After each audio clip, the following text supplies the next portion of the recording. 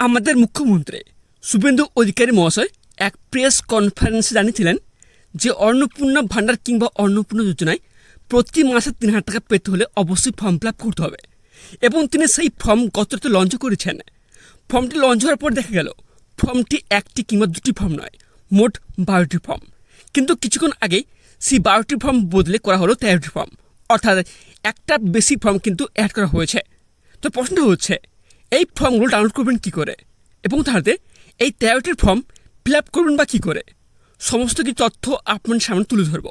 তা দেখে আপনারা সহজেই বাড়িতে বসে ফর্ম ফিল আপ করতে পারবেন। ভিডিও শুরু করার আগে যারা আমাদের এই ভিডিওটি ইউটিউব থেকে দেখছেন তারা এখনই চ্যানেলটিকে সাবস্ক্রাইব করে রাখুন এবং যারা ফেসবুক থেকে দেখছেন তারা অবশ্যই ফেসবুক পেজটিকে ফলো করার পাশাপাশি আমাদের এই ইউটিউব চ্যানেলটিকে সাবস্ক্রাইব করে রাখুন, যাতে এই ধরনের সমস্ত সরকারি স্কিমের গুরুত্বপূর্ণ আপডেট সবার আগে আপনাদের কাছে পৌঁছে যায়। ভিডিওটি শুরু করার আগে আপনাদের প্রথমে বলে রাখে যে ১৩টি ফর্ম কীভাবে ফিল আপ করবেন সেটা জানার আগে আপনাদের প্রথমে জেনে রাখা দরকার যে এই ১৩টি ফর্ম ডাউনলোড করবেন কী করে। এই ১৩টি ফর্ম ডাউনলোড করার জন্য আপনাদেরকে ফার্স্ট যেটি করতে হবে সেটি হলো আপনারা প্রথমে মোবাইলে গুগলে যাবেন, গুগলে গিয়ে এখানে লিখবেন অন্নপূর্ণা যোজনা, লিখে আপনারা সার্চ করবেন। সার্চ করার পরে নিচে আসবেন, নিচে আসার পর দেখবেন মোবাইলের স্ক্রিনে এরকম একটি অফিসিয়াল কিন্তু ওয়েবসাইট কিন্তু শো করবে। কী শো করবে? socialsecurity.wb.gov.in, Annapurna Yojana, government of West Bengal. ঠিক আছে, এই যে অফিসিয়াল ওয়েবসাইট রয়েছে এই অফিসিয়াল ওয়েবসাইটটিতে আপনারা ক্লিক করবেন। ক্লিক করার পর অন্নপূর্ণা যোজনার যে পোর্টাল, অফিসিয়াল পোর্টাল, সেই অফিসিয়াল পোর্টাল কিন্তু এখানটা ওপেন হবে। ওপেন হওয়ার পর দেখবেন এখানটা কিন্তু দুটি বড় অপশান রয়েছে। কি রয়েছে? ডাউনলোড অন্নপূর্ণা যোজনা ফর্ম ইংলিশ। ঠিক আছে, আপনারা যদি চান যে অন্নপূর্ণা যোজনার যে ইংলিশ ফর্ম যদি ডাউনলোড করছেন সেক্ষেত্রে এই অপশানে ক্লিক করে আপনারা ইংলিশ ফর্মগুলো কিন্তু ডাউনলোড করতে পারেন। আর আপনারা যদি চান যে আপনারা অন্নপূর্ণা যোজনার যে ১৩টি ফর্ম রয়েছে সেই ফর্মগুলো যদি বাংলা ডাউনলোড করতে চান সেক্ষেত্রে দেখবেন সেকেন্ড একটা অপশান রয়েছে ডাউনলোড অন্নপূর্ণা যোজনা ফর্ম বাংলায়। ঠিক আছে, এই সেকেন্ড অপশানটিতে আপনারা ক্লিক করলে ১৩টি ফর্ম কিন্তু বাংলায় ডাউনলোড করতে পারবেন। তারপর ১৩টি ফর্ম ডাউনলোড হয়ে যাওয়ার পর আপনারা ওপেন করবেন। ওপেন করার পর দেখবেন প্রথম যে ফর্ম রয়েছে এখানে দেখবেন প্রথমে লেখা রয়েছে, কি লেখা রয়েছে? যে অন্নপূর্ণা যোজনা পারিবারিক তথ্য সংগ্রহের ফর্ম। ঠিক আছে, তারপর নেক্সট বলা হয়েছে যে প্রতিটি বিভাগের টিকা অথবা চেকবক্সের বিকল্প এবং নির্দেশাবলী রয়েছে। প্রতিটি চেকবক্স ও ক্ষেত্র পরিষ্কারভাবে চিহ্নিত করা হয়েছে। আবেদনকারী এবং যাচাইকারী কর্মকর্তাদের জন্য প্রয়োজনীয় নির্দেশাবলী প্রদান করা হয়েছে। প্রতিটি বিভাগ পূরণ করা বাধ্যতামূলক। তারপর নেক্সট কী বলা হয়েছে? এখানে দেখুন বড় বড় করে লেখা রয়েছে যে পারিবারিক পরিচয়, অর্থাৎ এখানে কিন্তু আপনার পারিবারিক সমস্ত তথ্য কিন্তু এখানে দিতে হবে। ১ নম্বর দেখবেন এখানে কি বলা হয়েছে যে পরিবারের প্রধানের নাম, অর্থাৎ HOF, অর্থাৎ হেড অফ দ্য ফ্যামিলি। ঠিক আছে, আপনার পরিবারের যে প্রধান রয়েছে তার নাম কিন্তু এখানে দেবেন, পুরো নামটা কিন্তু এখানে দেবেন। নামটা কোথেকে দেবেন? যে আধার কার্ড অনুযায়ী। ঠিক আছে, আপনার পরিবারের যে প্রধান রয়েছে তার নাম আধার কার্ডের যে নামটি রয়েছে সেই নামটি কিন্তু এখানে দেবেন। ঠিক আছে, তারপর সেকেন্ড কী রয়েছে? জন্ম তারিখ। আপনার পরিবারের যে প্রধান রয়েছে তার জন্ম তারিখ কত, সেটা দিন, মাস এবং বছর অনুযায়ী এখানে দেবেন। তারপর নেক্সট কী রয়েছে? ৩ নম্বর, যে পরিবারের প্রধানের লিঙ্গ। ঠিক আছে, আপনার পরিবারের যে হেড অফ দ্য ফ্যামিলি রয়েছেন তিনি কি পুরুষ? যদি পুরুষ হয়ে থাকে দেখবেন ছোটো বক্স রয়েছে, এখানে টিকচিহ্ন দেবেন। যদি মহিলা হয়ে থাকেন সেক্ষেত্রে এখানে ছোটো বক্স রয়েছে, এখানে টিকচিহ্ন দেবেন। ঠিক আছে, তারপর নেক্সট রয়েছে দেখবেন ৪ নম্বরে যে পরিবারের প্রধানের আধার নাম্বার, অর্থাৎ আপনার পরিবারের যে প্রধান রয়েছেন তার অবশ্যই আধার কার্ড রয়েছে এবং সেই আধার কার্ড যে 12টি সংখ্যা রয়েছে সেই 12 ডিজিট নাম্বারটি এই বক্সটি দেবেন। তারপর নেক্সট কী রয়েছে? ৫ নম্বরে ডিজিটাল রেশন কার্ডের পারিবারিক আইডি। আপনার পরিবারের যে প্রধান রয়েছে তার যদি ডিজিটাল রেশন কার্ড থেকে থাকে সেই আইডিটা কিন্তু এখানে দেবেন। ঠিক আছে, তারপর দেখবেন নেক্সট এখানে ৬ নম্বর বলা হয়েছে যে কী বলা হয়েছে?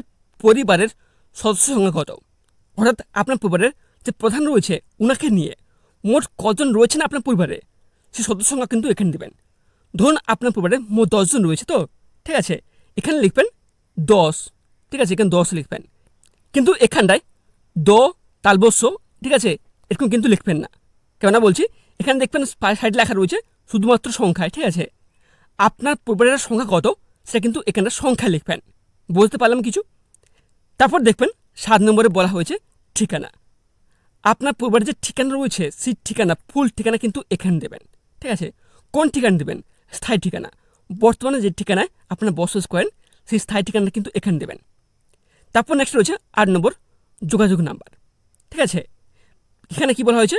বিশেষত পরিবারের প্রধানের আধার নাম্বার সংযুক্ত মোবাইল নাম্বার। অর্থাৎ আপনার পরিবারের যে প্রধান রয়েছে তার এমন একটি মোবাইল নাম্বার এখানে দেবেন যে মোবাইল নাম্বারটা কিন্তু আধারের সাথে লিঙ্ক রয়েছে। ঠিক আছে, তারপর দেখবেন নেক্সট 9 নম্বরে বলা হয়েছে, কি বলা হয়েছে এখানটায়? যে নাম, জন্ম তারিখ, লিঙ্গ, পরিবারের প্রধানের সঙ্গে সম্পর্ক, আধার নাম্বার, পরিবারের সকল সদস্যের কিন্তু ডিটেলস কিন্তু এখানে নিতে হবে। তারপর এখানে দেখবেন স্পষ্টভাবে লেখা রয়েছে, কি লেখা রয়েছে? যে অন্নপূর্ণা যোজনার জন্য আবেদন করা হচ্ছে। যদি 5 বছরের বয়স কম হয়, আধার ক্ষেত্রে NA চিহ্নিত করুন। ঠিক আছে, তারপর দেখবেন এখানে লেখা রয়েছে যে পরিবারের প্রধান। ঠিক আছে, আপনার পরিবারের যে প্রধান রয়েছে তিনি কি অন্নপূর্ণা যোজনার জন্য আবেদন করেছেন বা কিংবা যোগ্য? সেক্ষেত্রে যদি হ্যাঁ হয়ে থাকে, এখানে দেখবেন ছোটো একটা বক্স রয়েছে হ্যাঁ বলে, এই ছোটো বক্সতে আপনারা টিচুন দেবেন। তারপর নেক্সট দেখবেন এখানে লেখা রয়েছে সদস্য 1। এখানটা আপনাদের বলে রাখি, আপনার পরিবারের যতজন সদস্য রয়েছে, ঠিক আছে, এখানটা আপনার কিন্তু সেটা নিতে হবে যে কাকে সদস্য 1 রাখবেন, কাকে সদস্য 2 রাখবেন, তুমি কাকে সদস্য 3, 4, 5 রাখবেন। ঠিক আছে, ধরুন এক্সাম্পল হিসেবে আপনি বলে রাখি, ধরুন আপনার বাবা হলো হেড অফ দ্য ফ্যামিলি। ঠিক আছে, আর আপনার মা হলো সদস্য 1, আর আপনি হলেন সদস্য 2, এবং আপনার ছেলে কিংবা মেয়ে হলো সদস্য 3। এভাবে কিন্তু আপনারা সাজিয়ে নেবেন। ঠিক আছে, বুঝতে পারলাম কিছু? তারপর দেখবেন এখানে বলা হয়েছে সদস্য 1। ঠিক আছে, আপনার পরিবারের যে সদস্যকে 1-এ রাখবেন তার নাম কিন্তু এখানে দেবেন, তার জন্ম তারিখ দেবেন, তার লিঙ্গ দিবেন, মানে মেয়ে কি ছেলে এখানে দেবেন। তারপর হচ্ছে পরিবারের প্রধানের সঙ্গে সম্পর্ক কী। ঠিক আছে, অর্থাৎ আপনার পরিবারের যে প্রধান রয়েছে তার সাথে সম্পর্কে কী ওনার, সে সম্পর্কটা এখানে দেবেন। তো হচ্ছে আধার নাম্বার, আধার নাম্বার কিন্তু এখানে দেবেন। ঠিক আছে, তবে একটা কথা মনে রাখবেন, এখানে কিন্তু স্পষ্ট বলে দেওয়া হয়েছে, কী বলা হয়েছে? এখানে সদস্য যে রয়েছে, কোনো সদস্য যদি 5 বছর কম হয়ে থাকে, সেক্ষেত্রে দেখবেন এখানে যদি আধার নাম্বার বলা হয়েছে না, এখানে যে আধার নাম্বার, ঠিক আছে, সেই আধার নাম্বারের জায়গায় এখানটায় না লিখবেন। ঠিক আছে, কারণ এখানটায় আপনার বলে দেওয়া হয়েছে যে কোনো সদস্যের নাম বয়স যদি 5 বছরের কম হয়, সেক্ষেত্রে আধার জায়গায় NA চিহ্নিত করুন। তারপর ফিরে আসি দ্বিতীয় ফর্মে। এখানে দেখবেন সদস্য 3, সদস্য 4, সদস্য 5 রয়েছে, এখানটা আপনারা বসে নেবেন। ঠিক আছে, তারপর দেখবেন এখানে 10 নম্বর কী বলা হয়েছে? যে পরিবারের প্রধান এবং পরিবারের সকল প্রাপ্তবয়স্ক সদস্যের ব্যাংক অ্যাকাউন্ট। ঠিক আছে, ব্যাংক অ্যাকাউন্ট ডিটেলস কিন্তু এখানে নিতে হবে। কী দিতে হবে? এখানে স্পষ্ট লেখা রয়েছে DBT ক্রেডিটের জন্য আধার লিঙ্কযুক্ত ব্যাংক অ্যাকাউন্ট প্রদান করুন। অর্থাৎ এখানে যে সমস্ত ব্যাংক অ্যাকাউন্টের তথ্যগুলো দেবেন সেগুলো যাতে DBT করা থাকে এবং আধার কিন্তু লিঙ্ক করা থাকে। এখানে দেখবেন স্পষ্ট লেখা রয়েছে যে HOF। ঠিক আছে, অর্থাৎ হেড অফ দ্য ফ্যামিলি, আপনার পরিবারের যে প্রধান রয়েছে তার তথ্য কিন্তু এখানে নিতে হবে। তারপর নেক্সট রয়েছে অ্যাকাউন্ট নাম্বার। আপনার পরিবারের যে প্রধানের যে অ্যাকাউন্ট নাম্বার রয়েছে সেই অ্যাকাউন্ট নাম্বারটা এখানে দেবেন। তারপর IFSC কোড, সেই IFSC কোডটা দেবেন। তারপর হচ্ছে সদস্য 1, আপনাদের আগে বলেছি, যাকে আপনারা সদস্য 1 রাখবেন কিংবা 2-এ রাখবেন কিংবা 3-তে রাখবেন, সেখানটা এখানটা আপনারা সাজিয়ে নেবেন। সে একইভাবে এখানে দেখবেন সদস্য 1 রয়েছে, ব্যাংকের নাম দিয়ে দেবেন, অ্যাকাউন্ট নাম্বার দিয়ে দেবেন, IFSC কোড দিয়ে দেবেন। সেই একইভাবে সদস্য 2, সদস্য 3 এখানটা সব কিছু আপনারা বুঝে নেবেন। ঠিক আছে, তারপর ফিরে আসি 3 নম্বর ফর্মে। এখানে দেখবেন 11 নম্বর অপশানে কী বলা হয়েছে? যে এপিক HOF অর্থাৎ হেড অফ দ্য ফ্যামিলি এবং সকল প্রাপ্তবয়স্ক সদস্য ভোটার তালিকার অংশ নম্বর সহ এখানে কিন্তু দিতে হবে। এখানে হচ্ছে HOF এপিক নাম্বার। ঠিক আছে, আপনার পরিবারের যে হেড অফ দ্য ফ্যামিলি রয়েছে তার এপিক নাম্বার অর্থাৎ ভোটার ID কার্ডের যে নাম্বার রয়েছে সেই নাম্বারটি কিন্তু এখানে দিতে হবে। রয়েছে বিধানসভা ক্ষেত্র ও অংশ নাম্বার। ঠিক আছে, এখানে দেবেন। তারপর নেক্সট রয়েছে সদস্য 1, সদস্য 2, সদস্য 3, সদস্য 4 রয়েছে, এখানটা আপনারা কিন্তু প্রত্যেকের কিন্তু এপিক নাম্বার এবং বিধানসভা ক্ষেত্র এবং অংশ নাম্বার সব কিছু কিন্তু এখানটায় আপনারা বসে নেবেন। তারপর নেক্সট দেখবেন এখানে 12 নম্বর কী বলা হয়েছে? যে বিভাগ।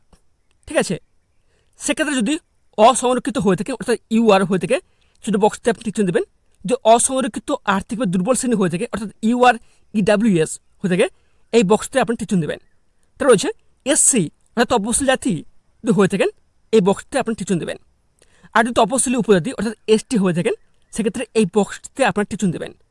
আর যদি অন্যান্য অনগ্রসর শ্রেণী অর্থাৎ OBC হয়ে থাকেন, সেক্ষেত্রে এই বক্সটিতে আপনারা টিচুন দেবেন। আর যদি বিশেষভাবে ঝুঁকিপূর্ণ জনজাতি গোষ্ঠী অর্থাৎ PVTG হয়ে থাকেন, সেক্ষেত্রে এই লাস্ট বক্সটিতে আপনারা টিচুন দেবেন। ঠিক আছে, তারপর নেক্সট এখানে কি বলা হয়েছে, যে ক্ষয় বলা হয়েছে রেশন কার্ড বা খাদ্য ভর্তুকে। ঠিক আছে, প্রথমে 1 নম্বরে কী বলা হয়েছে, আপনার কি ডিজিটাল রেশন কার্ড আছে? যদি ডিজিটাল রেশন কার্ড থেকে থাকে সেক্ষেত্রে যে হ্যাঁ রয়েছে এই বক্সে টিকচুন দেবেন। আর যদি না থেকে থাকে সেক্ষেত্রে না বক্সটিতে আপনার টিকচুন দেবেন। তারপর নেক্সট 2 নম্বর কী বলা হয়েছে, যদি হ্যাঁ হয় তবে কার্ডের ধরন উল্লেখ করুন।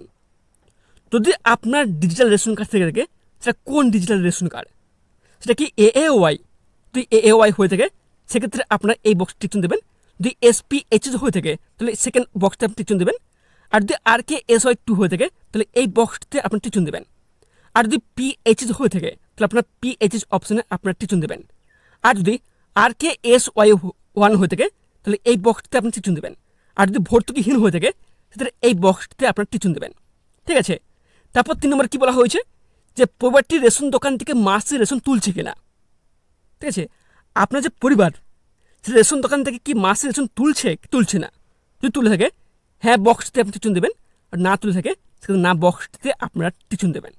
ঠিক আছে, তারপর নিচে যাবেন, গয়ে দেখবেন এখানে বলা হয়েছে কি বলা হয়েছে, সম্পদ। 1 নম্বর কী বলা হয়েছে, বাড়ির ধরন। আপনার বাড়িতে কি 3 বা তার থেকে বেশি পাকা ঘর রয়েছে? তো হ্যাঁ হয়ে থাকে হ্যাঁ বক্সটিতে টিচুন দেবেন। আর যদি না হয়ে থাকে তো না বক্সটিতে আপনি টিচুন দেবেন। ঠিক আছে, তারপর সেকেন্ড কী বলা হয়েছে, যে পারিবারিক জমির মালিকানা। যদি হ্যাঁ হয়ে থাকে এই বক্সটি টিচুন দেবেন, যদি না হয়ে থাকে তাহলে না বক্সটা টিকচুন দেবেন। এখানে দেখবেন স্পষ্ট লেখা রয়েছে রেজিস্ট্রেশনের নথি, মিউটেশনের কপি এবং ROR হালনাগাদের তারিখ সহ সর্বশেষ জমির রেকর্ডের কপি, এগুলো কিন্তু আপনাদের জমা দিতে হবে এসব ফর্মের সাথে। ঠিক আছে, তারপর ফিরে আসি 4 নম্বর ফর্মে। এখানে দেখবেন স্পষ্ট 3 নম্বর বলা হয়েছে যে পরিবারের সকল সদস্যের মোট জমির পরিমাণ কত। ঠিক আছে, আপনার পরিবারের সমস্ত সদস্যের টোটাল জমির পরিমাণ কত সেটা শতকে কিন্তু এখানে লিখতে হবে। রেজিস্ট্রেশনের নথি, সর্বশেষ ROR জমি নথি। ঠিক আছে, তারপর নেক্সট এখানে কী বলা হয়েছে 4 নম্বরে, যানবাহন। আপনি কিংবা পরিবারের কোনো সদস্য কি অবাণিজ্যিক মোটরচালিত 4 চাকার গাড়ি আছে? অর্থাৎ আপনার পরিবারের যদি কোনো সদস্যের 4 চাকার যদি কোনো গাড়ি থেকে থাকে সেক্ষেত্রে আপনার হ্যাঁ বক্সটা টিকচুন দেবেন। যদি না থেকে থাকে সেকেন্ডটায় না বক্সটা টিকচুন দেবেন। আর যদি হ্যাঁ হয় তবে গাড়ির সংখ্যা কিন্তু এখানে উল্লেখ করতে বলা হয়েছে, এখানে লিখে দেবেন। ঠিক আছে, তারপর নেক্সট রয়েছে গাড়ির রেজিস্ট্রেশন নাম্বার। যদি 4 চাকার গাড়ি থেকে থাকে সেক্ষেত্রে গাড়ির তো একটা রেজিস্ট্রেশন নাম্বার থাকবে, সেই নাম্বারটা কিন্তু এই বক্সে দিয়ে দেবেন। এছাড়াও কী বলা হয়েছে, যে গাড়ি, জিপ, ট্র্যাক্টর অন্তর্ভুক্ত করুন। যদি হ্যাঁ হয় তার মডেল কিন্তু এখানে লিখবেন। ঠিক আছে, তারপর নেক্সট 5 নম্বর কী বলা হয়েছে এখানটায়, যে পরিবার ভিত্তিক সদস্যের স্বাস্থ্য বিমা। যদি থেকে থাকে তাহলে হ্যাঁ বক্সটা টিকচুন দেবেন। যদি হ্যাঁ হয় তো সরকারি বা বেসরকারি বিমার অঙ্ক এবং প্রিমিয়ামের বিবরণ সহ উল্লেখ করতে বলা হয়েছে। ঠিক আছে, এখানে উল্লেখ করবেন। যদি না থেকে থাকে না বক্সতে আপনার টিকচুন দেবেন। ঠিক আছে, এখানে বলা হয়েছে HOF অর্থাৎ আপনার হেড অফ দ্য ফ্যামিলি, আপনার পরিবারের যে প্রধান রয়েছে তার কোনো স্বাস্থ্য বিমা রয়েছে, সে কি সরকারি না বেসরকারি? যদি সরকারি হয়ে থাকে এই বক্সতে টিকচুন দেবেন। যদি বেসরকারি হয়ে থাকে এই বক্সটিতে আপনার টিকচুন দেবেন। কিংবা বিমার অঙ্ক এবং প্রিমিয়ামের বিবরণ কিন্তু এখানে দেবেন। ঠিক আছে, তারপর এখানে নোটিস করবেন এখানে সদস্য 1, সদস্য 2, সদস্য 3 রয়েছে। সে একইভাবে কিন্তু এখানটায় বাকি যে সদস্য রয়েছে তাদের কিন্তু তথ্যগুলো এখানটায় আপনারা সিলেক্ট করে নেবেন। তারপর ফিরে আসি, এখানে বলা হচ্ছে আয় অথবা পেশা। ঠিক আছে, 1 নম্বর কী বলা হয়েছে, কোনো সদস্য কি আয়কর বা পেশাগত কর প্রদান করেন? ঠিক আছে, যদি আপনার সদস্যের এমন কোনো ব্যক্তি রয়েছেন যিনি আয়কর বা পেশাগত কর প্রদান করেন, যদি হ্যাঁ হয়ে থাকে হ্যাঁ বক্সে টিকচুন দেবেন। যদি না হয়ে থাকে না বক্সটিতে আপনার টিকচুন দেবেন। তারপর 2 নম্বর কী বলা হয়েছে, যে পরিবারের সদস্যদের প্যান কার্ড যদি থাকে তার তথ্য কিন্তু এখানে নিতে হবে। যদি হ্যাঁ হয় তাহলে হ্যাঁ বক্সে টিকচুন দেবেন। তাহলে নাম এবং প্যান নাম্বার এখানে উল্লেখ করতে বলা হয়েছে। আর যদি না হয়ে থাকে না বক্সে আপনি টিকচুন দেবেন। তারপর দেখবেন এখানে বলা হয়েছে HOF অর্থাৎ হেড অফ দ্য ফ্যামিলি, আপনার পরিবারের যে প্রধান রয়েছে তার নাম কিন্তু এখানে দেবেন। তারপর রয়েছে তার প্যান নাম্বার কিন্তু এখানে দেবেন। তারপর হচ্ছে দেখবেন সদস্য 1, সদস্য 2, সদস্য 3 বাকি সদস্য রয়েছে এখানটা আপনারা নাম কিন্তু দিয়ে দেবেন এবং তার সাথে প্যান নাম্বারও এখানটায় আপনারা দিয়ে দেবেন। তারপর 5 নম্বর ফর্ম ওপেন হওয়ার পর এখানে দেখবেন 3 নম্বর অপশানে বলা হয়েছে কি বলা হয়েছে, কর্মসংস্থানের ধরন। ঠিক আছে, এখানে দেখবেন বলা হয়েছে পরিবারের প্রধান তথ্য কিন্তু এখানে দিতে হবে। অর্থাৎ আপনার পরিবারের যে প্রধান রয়েছে তিনি কি কোনো সরকারি কাজ করে থাকেন, সেক্ষেত্রে এখানে দেখবেন ছোটো একটা বক্স রয়েছে সরকারি ক্ষেত্র, এই বক্সে টিচুন দেবেন। আর উনি যদি বেসরকারি ক্ষেত্রে যদি বেতনভুক্ত কর্মচারী হয়ে থাকেন সেক্ষেত্রে আপনারা এই বক্সটিতে টিচুন দেবেন। আর উনি যদি কোনো উদ্যোক্তা, ব্যবসায়ী বা মালিক হয়ে থাকেন সেক্ষেত্রে আপনারা এই বক্সটিতে টিচুন দেবেন। আর উনি যদি পার্ট টাইম যদি করে থাকেন কোনো কাজে সেক্ষেত্রে আপনারা এই বক্সে টিচুন দেবেন। তারপর নেক্সট কী বলা হয়েছে যে উনি যদি কারিগরি, শিল্পী, কৃষক হয়ে থাকেন অর্থাৎ অসংগঠিত ক্ষেত্রে নিযুক্ত হয়ে থাকেন সেক্ষেত্রে কিন্তু এই অপশানে আপনি টিচুন দেবেন। তারপর রয়েছে উনি যদি পরিযায়ী শ্রমিক হয়ে থাকেন এই বক্সটা আপনি টিচুন দেবেন। আর যদি বেকার হয়ে থাকেন এই বক্সটা টিচুন দেবেন। আর যদি অন্যান্য হয়ে থাকেন এই বক্সটা আপনি টিচুন দেবেন।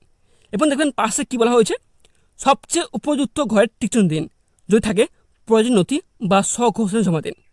অর্থাৎ এর সাথে প্রমাণ হিসেবে আপনাদের কিন্তু কিছু ডকুমেন্টস আপনাদের কিন্তু জমা দিতে হবে। তারপর নিচে যাবেন, যারপর দেখবেন এখানে রয়েছে সদস্য 1, সদস্য 2, সদস্য 3 সব কিছু রয়েছে, ঠিক আছে। সে একইভাবে কিন্তু এখানটা আপনারা বসে নেবেন যে কোন কাজে ওনারা নিযুক্ত রয়েছেন।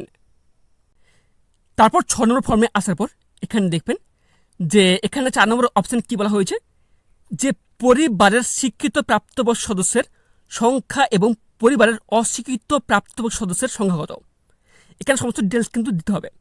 এখানে দেখবেন প্রথমে কী বলা হয়েছে যে স্বীকৃত প্রাপ্তবয়স্ক সদস্য, অর্থাৎ আপনার পরিবারের যে সদস্যগুলো রয়েছে ঠিক আছে তার মধ্যে কতজন শিক্ষিত সেখানে কিন্তু এখানটা সংখ্যা লিখবেন। তারপর নেক্সট কী বলা হয়েছে যে অস্বীকৃত প্রাপ্তবয়স্ক সদস্য, অর্থাৎ আপনার পরিবারের যে সদস্যগুলো রয়েছে তার মধ্যে কতজন অস্বীকৃত প্রাপ্তবয়স্ক রয়েছেন সংখ্যাটি এখানে দেবেন। দেওয়ার পরে এখানে নোটিস করবেন এখানে প্রথমে বলা হয়েছে যে পরিবারের যে প্রধান অর্থাৎ HOF, head of the family রয়েছেন তিনি কি শিক্ষিত, যদি শিক্ষিত হয়ে থাকেন এই বক্সটি আপনি টিচুন দেবেন। যদি অশিক্ষিত হয়ে থাকে এই বক্সটি আপনি টিচুন দেবেন। তারপর রয়েছে সর্বোচ্চ শিক্ষাগত যোগ্যতা, ওনার সর্বোচ্চ শিক্ষাগত যোগ্যতা কত এখানটা আপনারা লিখে দেবেন। এইবার রয়েছে দেখবেন সদস্য 1, সদস্য 2, সদস্য 3 রয়েছে, এখানে সব একইভাবে কিন্তু এখানটা আপনারা সব কিছু তথ্য লিখে দেবেন। তারপর ফিরে আসি 7 নম্বর ফর্মে। এখানে দেখবেন 5 নম্বরে বলা হয়েছে যে কি বলা হয়েছে যে কোনো সদস্য কি কোনো সাংবিধানিক পদ, মন্ত্রী, সাংসদ, বিধায়ক, পৌর স্থানীয় সংস্থা এবং পঞ্চায়েত সংস্থার প্রাক্তন বা বর্তমান ধারক রয়েছেন, যদি হ্যাঁ হয়ে থাকে এই বক্সটা টিচুন দেবেন, যদি না হয়ে থাকে না বক্সটি আপনি টিচুন দেবেন। যিনি এই পদে রয়েছেন তার সদস্য নাম্বার কত এখানে দেবেন, ঠিক আছে। প্রয়োজনীয় সহায়ক নথি থাকলে জমা দিতে হবে। তারপর নেক্সট 6 নম্বর কী বলা হয়েছে কোনো সদস্যকে সরকারি পেনশনভোগী, অর্থাৎ আপনার পরিবারের যতজন সদস্য রয়েছেন তার মধ্যে কি কোনো সদস্য সরকার থেকে পেনশনভোগী অর্থাৎ পেনশন পেয়ে থাকেন, যদি হ্যাঁ হয়ে থাকে হ্যাঁ বক্সটি টিচুন দেবেন, যদি না হয়ে থাকে না বক্সটিতে টিচুন দেবেন। যিনি সরকারি পেনশনভোগী হন তার সদস্য নাম্বার কত এখানটা আপনারা দেবেন। যে একজন সদস্য পেয়ে থাকেন তাহলে একজন লিখবেন, যদি দুজন যদি পেনশনভোগী হয়ে থাকেন তাহলে দুজন লিখবেন, ঠিক আছে। তারপর নিচে আসবেন, এখানে দেখবেন 7 নম্বর কী বলা হয়েছে যে কোনো সদস্য কি GSTর অধীনে নিবন্ধিত আছেন, ঠিক আছে। যদি হ্যাঁ হয়ে থাকে হ্যাঁ বক্স টিচুন দেবেন, যদি না হয়ে থাকে না বক্সটিতে টিচুন দেবেন। যদি হ্যাঁ হয় তাহলে GSTIN এখানে কিন্তু দেবেন। তারপর নেক্সট 8 নম্বর কী বলা হয়েছে যে পরিবারের মোট বার্ষিক আয় কত, এখানটা একটা জিনিস নোটিস করবেন এখানে কিন্তু বলা হয়েছে বার্ষিক আয়, এখানে মাসিক আয় বলা হয়নি। আপনার বার্ষিক আয় কত সেটা কিন্তু এখানে লিখবেন সংখ্যায়, এখানে কিন্তু শব্দে লিখবেন না, এখানে সংখ্যায় আপনি লিখবেন, ঠিক আছে। তারপর নেক্সট আসবেন, এখানে দেখবেন কী বলা হয়েছে যে অন্যান্য প্রয়োজনীয় নথি, অর্থাৎ CAA আবেদনের বর্তমান অবস্থা যদি থাকে, যে পরিবারের যে প্রধান রয়েছে HOF উনি কিন্তু CAA আবেদন করেছেন, ঠিক আছে। যদি হ্যাঁ হয়ে থাকে তো প্রয়োজন নয় টিচুন দেবেন। আর যদি আবেদন করা হয়েছে যদি হ্যাঁ হয় তাহলে এখানটায় এই ছোটো বক্সটা টিচুন দেবেন এবং আবেদন নাম্বার কিন্তু এখানে দেবেন। আর যদি ইস্যু করা হয়েছে এই বক্সটা টিচুন দেবেন এবং সার্টিফিকেট নাম্বার এখানে দেবেন। তারপর দেখবেন এখানে সদস্য 1, সদস্য 3, সদস্য 4 রয়েছে, এখানে একইভাবে কিন্তু এখানে সব কিছু তথ্য কিন্তু এখানটা আপনারা দিয়ে দেবেন। তারপর 8 নম্বর ফর্মে আসবেন, আসার পর এখানে দেখবেন 2 নম্বরের অপশান কী বলা হয়েছে যে অন্যান্য কিষাণ ক্রেডিট কার্ড অর্থাৎ KCC কার্ড, কিষাণ ক্রেডিট কার্ড ARD, শিল্পী ক্রেডিট কার্ড অর্থাৎ আর্টিসিয়ান ক্রেডিট কার্ড, মৎস্যজীবী ক্রেডিট কার্ড অর্থাৎ MJCC, শিক্ষার্থী ক্রেডিট কার্ড অর্থাৎ স্টুডেন্ট CC কার্ড যদি ইত্যাদি যদি থেকে থাকে, এখানে দেখবেন প্রথম বলা হয়েছে যে পরিবারের যে প্রধান HOF অর্থাৎ হেড অফ দ্য ফ্যামিলি, যদি এই সমস্ত কার্ডের মধ্যে যদি থেকে থাকে সেক্ষেত্রে সেই কার্ডের নাম্বার কিন্তু এখানে দেবেন, ঠিক আছে। তো হচ্ছে আইডি সংখ্যা দেবেন, হচ্ছে যে তারিখে ইস্যু করা হয়েছে সেই তারিখটা কিন্তু এখানে দেবেন। তারপর নোটিস করবেন এখানে রয়েছে সদস্য 1, সদস্য 2, সদস্য 3 রয়েছে, ঠিক আছে। সেই একইভাবে কিন্তু এখানে সমস্ত তথ্য কিন্তু এখানটা আপনারা দিয়ে দেবেন যদি থাকে এই সমস্ত কার্ড। তারপর নিচে আসবেন, নিচে আসার পর দেখবেন এখানে কী বলা হয়েছে, যদি SIR 2026 নাম বাদ পড়ে থাকে তো মামলাটি ট্রাইব্যুনালে বিচারাধীন কিনা, ঠিক আছে। অর্থাৎ এখানে বলা হয়েছে যদি SIR 2026 নাম বাদ পড়ে থাকে সেক্ষেত্রে মামলাটি ট্রাইব্যুনালে বিচারাধীন রয়েছে কিনা, ঠিক আছে। আপনার যে পরিবারের যে প্রধান রয়েছে যদি প্রযোজ্য নয় সেক্ষেত্রে এই বক্সে টিকচন দেবেন, যদি না হয়ে থাকে না বক্সে টিকচন দেবেন, যদি হ্যাঁ হয়ে থাকে তাহলে মামলার বিবরণ দেবেন এবং হ্যাঁ বক্সতে আপনার টিকচন দেবেন। তারপর ফিরে আসি 9 নম্বর ফর্মে। এখানে দেখবেন নিচে আসবেন, নিচে আসার পর দেখবেন এখানে বলা হয়েছে সামাজিক মর্যাদা এবং নির্ভরশীল ব্যক্তিগতগণ। এখানে দেখবেন প্রথমে 1 নম্বর বলা হয়েছে যে বিদ্যালয়ে অধ্যয়নরত পরিবারের সকল শিশুর বিবরণ, অর্থাৎ আপনার পরিবারে যতজন শিশু রয়েছে সে সমস্ত শিশুর প্রতিটি কিন্তু তথ্য কিন্তু এখানটা দিতে হবে, ঠিক আছে। প্রথমে কি বলছে সদস্য নাম্বার, ঠিক আছে। আপনার পরিবারের মোট কজন শিশু রয়েছে সে সংখ্যাটা কিন্তু এখানে দেবেন। তারপর দেখবেন এখানে বলা হয়েছে কি বলা হয়েছে যে শিশু সদস্য 1। প্রথমে আপনাদের বলে রাখে আপনার পরিবারের মধ্যে যদি 2টি শিশু থেকে থাকে সেক্ষেত্রে আপনারা এখানে সাজিয়ে নেবেন শিশু সদস্য 1 এবং শিশু সদস্য 2, ঠিক আছে। এখানে দেখবেন যাকে আপনারা প্রথম সদস্য রাখবেন তার নাম কিন্তু এখানে দেবেন শিশুর নাম, তবে শ্রেণী দেবেন যে কোন ক্লাসে কোন শ্রেণীতে পড়াশোনা করে তার বিদ্যালয়ের নাম, কোন বিদ্যালয়ে পড়াশোনা করে তার নামটি দেবেন এবং ধরন দেবেন, ঠিক আছে। ধরন বলতে এখানে কী বলা হয়েছে যে কোন স্কুলে পড়াশোনা করে, সরকারি নাকি সরকারি সাহায্যপ্রাপ্ত নাকি স্পন্সর্ড বিদ্যালয়, যদি হয়ে থাকে তাহলে এই বক্স টিকচন দেবেন। আর যদি বেসরকারি বিদ্যালয়ে পড়াশোনা করে থাকে তাহলে এই বক্স টিকচন দেবেন। যদি স্বীকৃত মাদ্রাসা থেকে পড়াশোনা করে থাকে এই বক্সে টিকচন দেবেন। যদি অন্যান্য মাদ্রাসা থেকে পড়াশোনা করে থাকে এই বক্সে টিকচন দেবেন। যদি অন্যান্য হয়ে থাকে এই বক্সে টিকচন দেবেন, পাশে এখানটায় বক্সে আপনি লিখে দেবেন। তারপর নেক্সট এখানে দেখে নেবেন যে সদস্য 2 রয়েছে, একইভাবে কিন্তু সব কিছু এখানে ডিটেলস সব কিছু এখানে দিয়ে দেবেন। তারপর 10 নম্বর ফর্ম ওপেন হওয়ার পর এখানে দেখবেন যে একই রকম রয়েছে, ঠিক আছে। সদস্য নাম্বার রয়েছে শিশু সদস্য 3, শিশু সদস্য 4 কিংবা শিশু সদস্য 5, ঠিক আছে। এখানে সব কিছু দেখে নেবেন। তারপর নেক্সট এখানে কি বলা হয়েছে যে শিশুদের টিকাকরণের বর্তমান অবস্থা কি, ঠিক আছে। শিশু সদস্য 1 যদি হ্যাঁ টিকাকরণ শুরু হয়েছে কিংবা সম্পূর্ণ হয়েছে সেক্ষেত্রে এই বক্সতে টিকচন দেবেন। যদি টিকাকরণ করা হয়নি সেক্ষেত্রে কিন্তু এই বক্সতে আপনার টিকচন দেবেন, ঠিক আছে। তারপর নেক্সট কী রয়েছে শিশু সদস্য 2, 3, 4 রয়েছে, এখানটা আপনারা টিকচিহ্ন মেনে নেবেন। তবে এখানে দেখবেন ক্লিয়ারলি বলা হয়েছে যদি হ্যাঁ হয় তাহলে টিকাকরণ কার আইডি, যদি না হয় তাহলে শেষ টিকা নেওয়ার তারিখ, টিকা না নেওয়ার কারণ কিন্তু এখানটা আপনাদের উল্লেখ করতে হবে, ঠিক আছে। তারপর নিচে আসবেন, নিচে আসার পর দেখবেন এখানে কী বলা হয়েছে সরকারি প্রকল্পের আয়ত্ত সুবিধা। আপনি কি কোনো সরকারি প্রকল্পের সুবিধা ডিবিটির মাধ্যমে পাচ্ছেন? আপনার যে পরিবার প্রধান রয়েছে যদি পেয়ে থাকেন তাহলে হ্যাঁ বক্সটা টিকচন দেবেন, যদি না হয়ে থাকে না বক্সটাতে আপনার টিকচন দেবেন, ঠিক আছে। এখানে দেখবেন স্পষ্ট লেখা রয়েছে যদি হ্যাঁ হয় তবে প্রকল্পের নাম উল্লেখ করতে বলা হয়েছে, ঠিক আছে। প্রকল্প থেকে বেড়ে যেতে টিক বক্সতে টিকচন করুন, ঠিক আছে। এখানে রয়েছে প্রকল্পের নাম, আপনি কি এই প্রকল্প থেকে নিজেকে বেড়ে যেতে চান তাহলে এখানটা আপনার টিকচন মারতে হবে। তো কোথায় টিকচন মারতে হবে নেক্সট ফর্মে বলে দেওয়া হয়েছে। তারপর 11 নম্বর ফর্ম ওপেন হওয়ার পর এখানে দেখবেন এখানে স্পষ্ট 1 নম্বর, 2 নম্বর, 3 নম্বর, 5 নম্বর করে অপশন দেওয়া রয়েছে, ঠিক আছে। এখানে কি লিখবেন আপনি যে সমস্ত প্রকল্প থেকে ডিবিটির মাধ্যমে সুবিধা পাচ্ছেন সমস্ত প্রকল্পের নাম কিন্তু এখানে দেবেন। আপনি যদি একটি প্রকল্প থেকে সুবিধা পেয়ে থাকেন সেক্ষেত্রে একটি প্রকল্পের নাম দেবেন।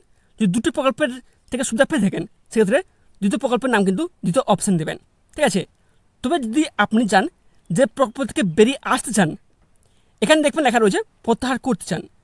আপনি যে প্রকল্প থেকে বেরিয়ে আসতে চান, ঠিক আছে, সেই প্রকল্পের পাশে দেখবেন এখানে হ্যাঁ বক্স রয়েছে, এই বক্সতে আপনারা টিকচন দেবেন, ঠিক আছে। যদি প্রকল্প থেকে বেরিয়ে আসতে না চান সেক্ষেত্রে এই হ্যাঁ বক্সগুলোতে আপনার টিকচন দেবেন না। বলতে পারলাম কিছু। তারপর নিচে যাবেন, নিচে যাওয়ার পর দেখবেন এখানে বলা হয়েছে সদস্য 1, ঠিক আছে। আপনার যে বাড়ির সদস্য 1 রয়েছে তিনি কি সেম যে সরকারি প্রকল্প থেকে সুবিধা পাচ্ছেন ডিবিটির মাধ্যমে, যদি পেয়ে থাকেন হ্যাঁ বক্সটা টিকচন দেবেন, যদি না পেয়ে থাকেন না বক্সটা টিকচন দেবেন, ঠিক আছে। সে একইভাবে দেখবেন সিরিয়াল রয়েছে 1 নম্বর 2 নম্বর রয়েছে, ঠিক আছে। একইভাবে আপনারা সমস্ত তথ্য কিন্তু এখানটা আপনারা দিয়ে দেবেন। তারপর 12 নম্বর ফর্ম ওপেন করবেন। ওপেন করার পর দেখবেন এখানে সদস্য 4 কিংবা সদস্য 5 রয়েছে, একইভাবে রয়েছে, সমস্ত তথ্য কিন্তু এখানে দিয়ে দেবেন। তারপর নেক্সট দেখবেন এখানে 2 নম্বরে কী বলা হয়েছে বাদ দেওয়া হলে কারণ অফিসার কর্তৃক পূরণীয়। এখানে কিন্তু আপনি লিখতে যাবেন না, এটা কিন্তু অফিসার লিখবে। যে কী কারণে প্রকল্প থেকে বাদ দেওয়া হয়েছে, এখানটা অফিসার লিখবে। ঠিক আছে, তারপর নেক্সট এখানে দেখবেন এখানে কী বলা হয়েছে, স্বঘোষণা ও সম্মতি। ঠিক আছে, আমি এই মর্মে ঘোষণা করছি যে উপরের প্রদত্ত তথ্য আমার জ্ঞান ও বিশ্বাস অনুযায়ী। ঠিক আছে, তারপর যে রয়েছে এখানে দেখবেন রয়েছে সম্মত কিনা, এখানে আপনার টিকচন দেবেন। তারপর 13 নম্বর ফর্ম কিন্তু আপনি যাবেন, যারপর দেখবেন এখানটায় বলা হয়েছে কি বলা হয়েছে, সত্য এবং প্রযোজ্য ক্ষেত্রে আমি সকল সহায়ক নথি প্রদান করছি। এর উপরে উল্লিখিত কোনো মানদণ্ড বাদ দিয়ে নেই। আমি অবগত যে আমার প্রদত্ত কোনো তথ্য মিথ্যা প্রমাণিত হলে আমার সামাজিক সুরক্ষা সংক্রান্ত সুবিধাসমূহ বন্ধ হয়ে যেতে পারে। তারপর রয়েছে স্বাক্ষর।